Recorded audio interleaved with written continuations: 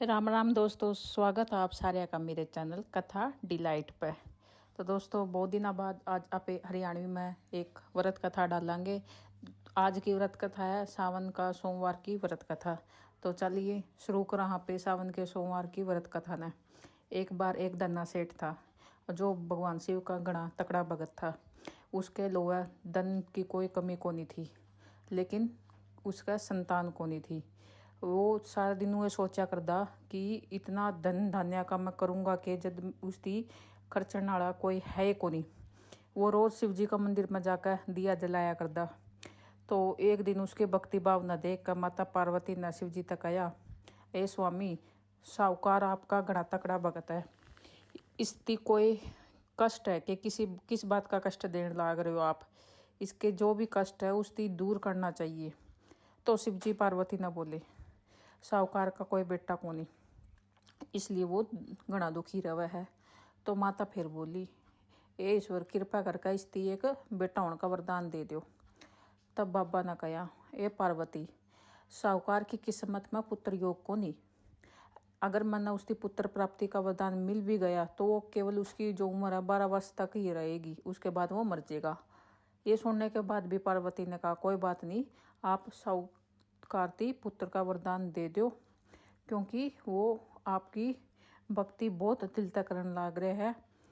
तो माता के बार बार कहने थे जो भोलेनाथ है, उसने साहूकार पुत्र का वरदान दे दिया। लेकिन साथ के साथ उसने नू भी कह दिया कि तेरा पुत्र बस 12 साल तक ही जिंदा रहेगा, इतनी उसकी आयु सीमा है। तो साहूकार सारी बातें सुन रहा था, तो उसकी ना तो कोई खुशी हुई ना कोई दुख होया।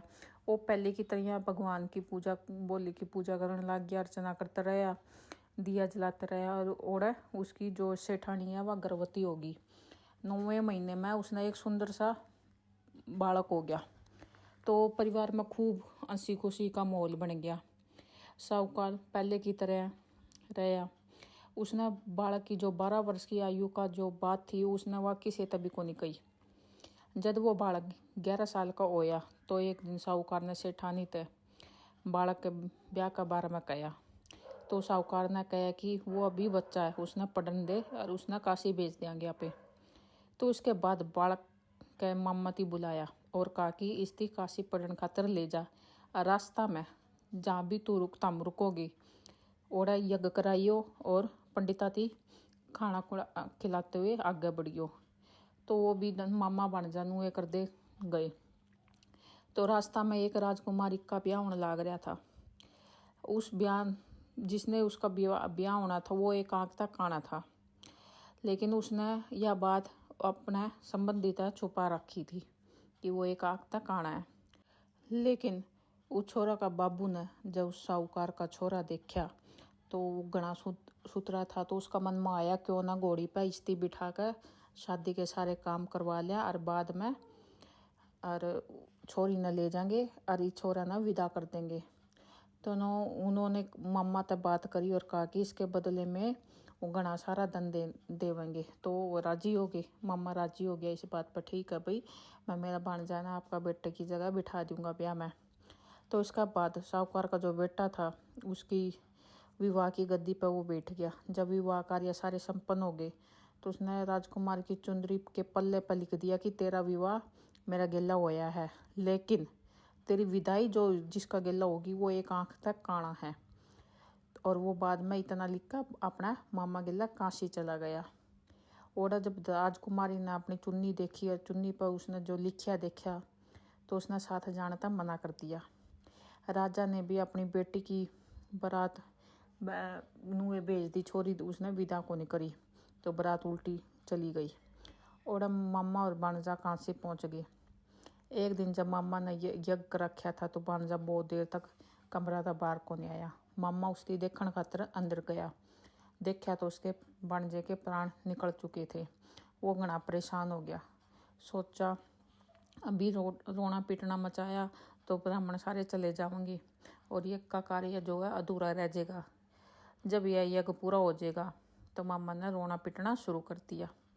उसी समय जो शिव और पार्वती उड़ता जाने लग रहे थे। माता पार्वती ने शिव जी तक पूछा कि ये प्रभु यो कौन रोन लग रहा है। तब उन्ना बेरा चाल लिया कि ये तो वही है, भोलेनाथ का आशीर्वाद से जन्मा साहूकार का पुत्र है। तब माता पार्वती ने कहा, ये स्वामी इसे जीवित कर दे, अन्यथा रोते रोते इसके माता पिता के भी प्राण निकल जाएंगे। तब भोलेनाथ ने कहा कि ये पार्वती, इसकी आयु इतनी ही थी, सो वह भोग चुका है। लेकिन माता के बार बार कहने पर भोलेनाथ ने उसकी जीवित कर दिया। लड़का ओम नमः शिवाय करते हुए जिंदा होकर बैठ गया। मामा भांजे दोनों ईश्वर की धन्यवाद दिया और अपनी नगरी कानी लौट चले। रास्ते में नगर में वह राजकुमारी ने उसकी पहचान लिया। तब राजा ने भी अपनी राजकुमारी साहूकार के बेटे के साथ और बहुत सारा धन धान्य दे के विदा कर दी। उधर साहूकार और उसकी पत्नी छत पर ही बैठे थे। उन्होंने यह कसम खा रखी थी कि यदि उसके बेटा सकुश मतलब ठीक ठाक ना आया तो छत से कूदकर अपनी जान दे देंगे। तभी लड़के के मामा ने आकर साहूकार के बेटे बहू के आने का समाचार सुना दिया, लेकिन वो कौन ही माने। मामा ने शपथ कहा कि दोनों को विश्वास हो गया। दोनों ने अपने बेटे बहू का स्वागत किया। उसी रात साहूकार के सपने में शिव जी ने दर्शन दिया और कहा कि तुम्हारी पूजा से मैं बहुत प्रसन्न हुआ हूँ, और इसी तरह जो भी व्यक्ति कथा न पढ़ेगा सुनेगा उसके समस्त दुख मैं हर लूँगा और उसकी जो भी मन की इच्छा होगी वो मैं पूरी करूँगा। धन्यवाद।